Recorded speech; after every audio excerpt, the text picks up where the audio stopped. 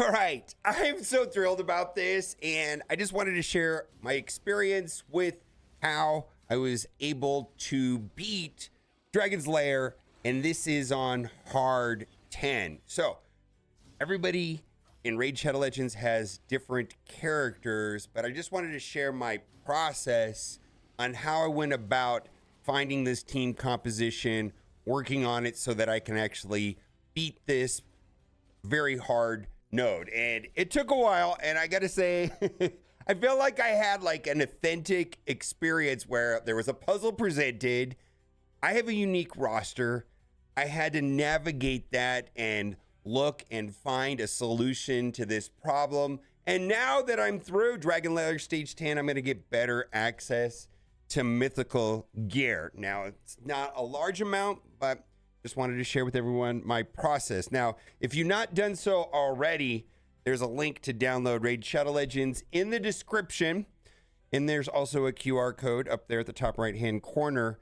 In addition to an epic and a legendary you get by using my code, if you use the promo code in the first 24 hours of playing Raid Shadow Legends, which you do over here, you type the promo code Monkey King, one word, you get the legendary Sun Wukong.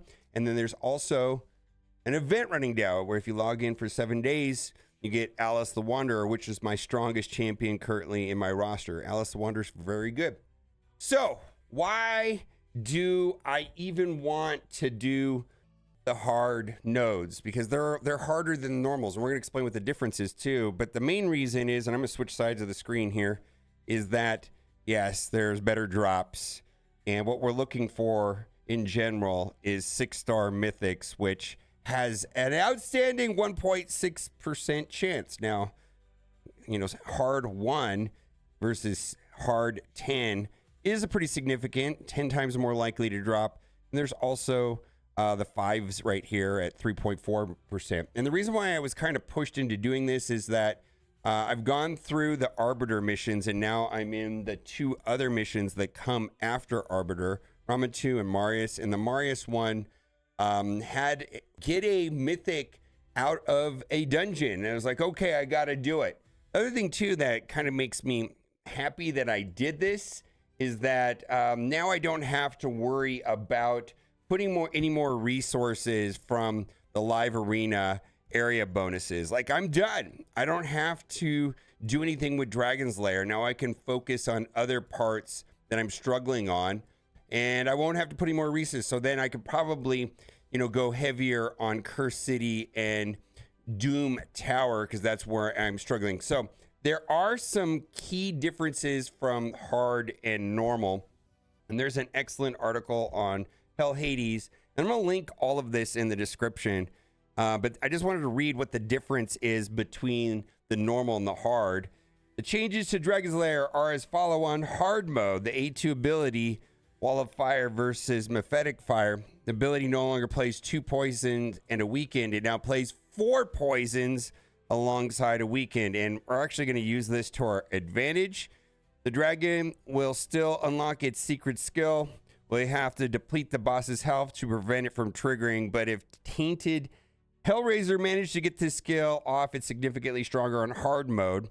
Instead of just being a strong AoE attack with a stun debuff, the ability will now deal pure damage, place an unresistible stun, and instantly activate all poison debuffs on your team. So this is when he like stands up on his hind legs, and then it's got the special, well, we'll see it, it's purple, right? And if you don't get through it, then he comes in and it's bad time. And so it's like you got to do a lot of damage very quickly right then, or else it's a world of hurt when this comes in and this big damage. You're able to negate this by dealing enough damage before it triggers, but be mindful if this activates, you'll be in big trouble if you're not managing your poison debuffs.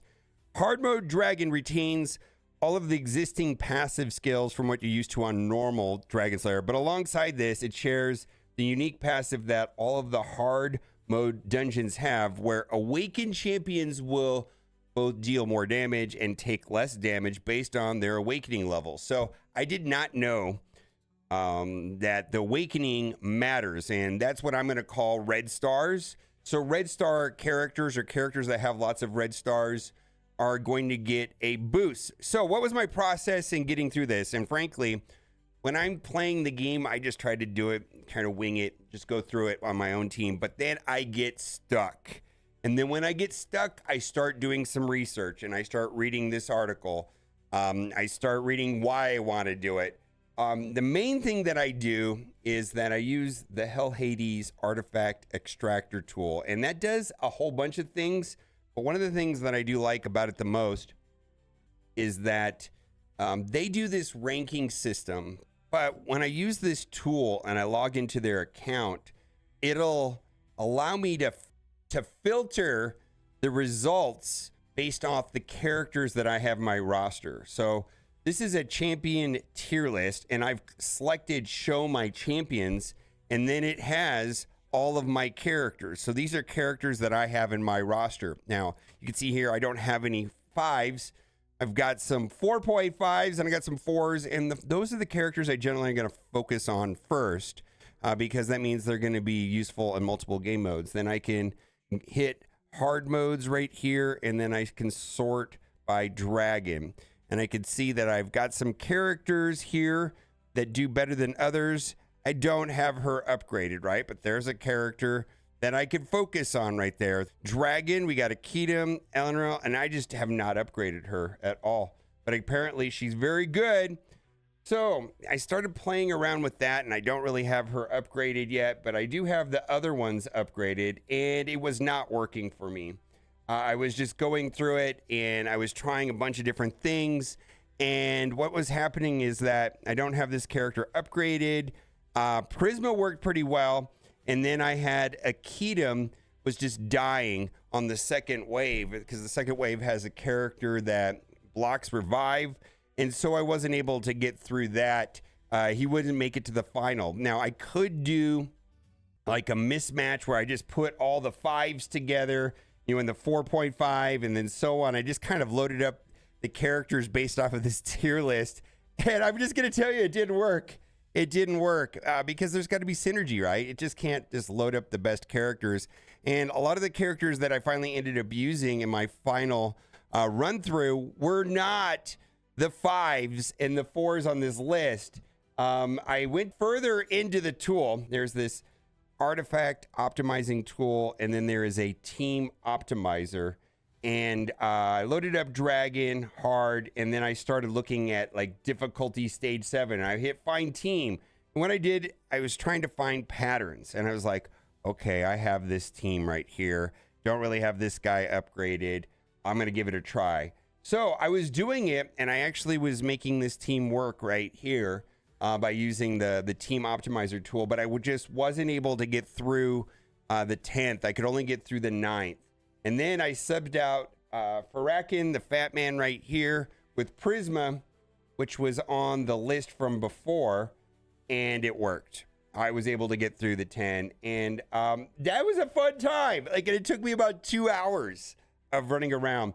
Other thing, too, that I did not account for is what the accuracy and the resistance is. And I'm going to have to tweak whenever I go into these hard 10s, because it looks like, well, this is like hard spider, but let's go into the one that we're doing right now.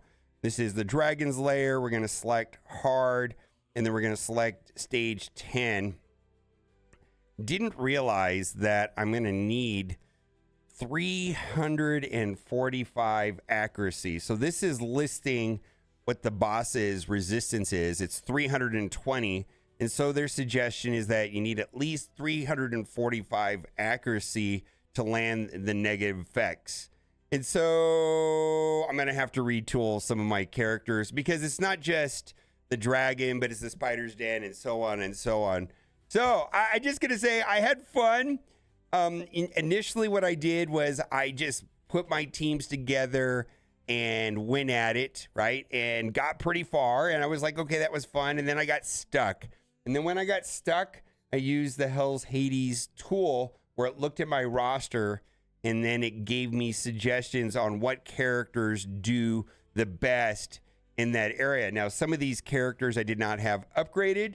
And what I found is that if I do this and I look at these suggestions, it also gives me a direction on what to upgrade because I get stuck. Specifically, I've been getting stuck in Doom Tower and Cursed City. But this also like helps me know where to start taking certain characters up to level 60. Now, I did not have success just going off of that. Then I went into the team optimizer tool, plugged in what I was trying to do, just snooped around, because the problem with using this tool is that some of the characters I don't have upgraded, and because there's endless amounts of customization in this game, I was finding that I wasn't having the characters equipped and modified with the types of gear that made it work for the other person. But it showed me trends of what characters worked well in certain situations, and then I was able to tweak it based off of what I knew about the accuracy requirements and the resistance requirements, and then I got it done, and I'm super pumped. Like I said, it took me about 2 hours, but I had a ton of fun. Now, what I think I'm going to do is I'm stuck inside of the Doom Tower on Bommel. Let's just take a look at that, and I can't get past it. So I think I'm going to make another video. Well, here, I'm coming up on that, but this isn't normal. But let's go into the hard. I'm stuck here, right, at this Bommel. And so I'm going to do the same thing, and I'm going to make that into a video. If you think that would be something of interest, where how do I get through Bommel, you know, going through the boss guide, reading how it works, what teams have I used in the past. I'll show you. I mean, I know in general what teams I've used in the past that has helped me out the most. But I'm going to research it and see if there's something else that I could do. Let's see, I got Magnar. It was Rector Drath, Godseeker, Magnar. Then I was using Geomancer, and then lastly I was using Vogoth. So it was a team that looked like that. Also, Vogoth goes in that slot. But it doesn't work on this one. So I'm going to repeat the same process. I'll share that in a video. Of course, if you've not done so already, use the link in the description or scan the QR code up there at the top of the screen to download Raid Shadow Legends. And actually, I don't know if the lyrics to this song is download Raid Shadow Legends today. The whole video. It's like download Raid. I'm such a goof. I'm such a goof. It's like subliminal. Bye for now.